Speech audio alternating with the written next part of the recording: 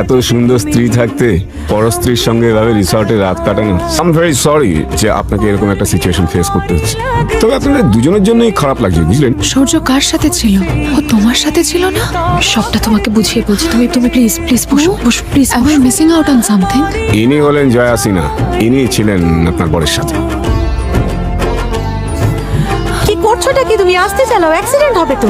জয়া মৌয়ের বাড়ির নাম করে ওই সৌর্য রায়ের সঙ্গে বোলপুর চলে গেল। ওই লোকটাকে আমার প্রথম থেকে পছন্দ না। পার্থ নিশ্চয়ই এতক্ষণে পৌঁছে গেছে, একটা কমপ্লিট সিন ক্রিয়েট করছে হয়তো ওখানে। আমাদের বলার মতো কোনো মুখ রইল চুন্নি? কোর্টে কেস চলছে, এর মধ্যে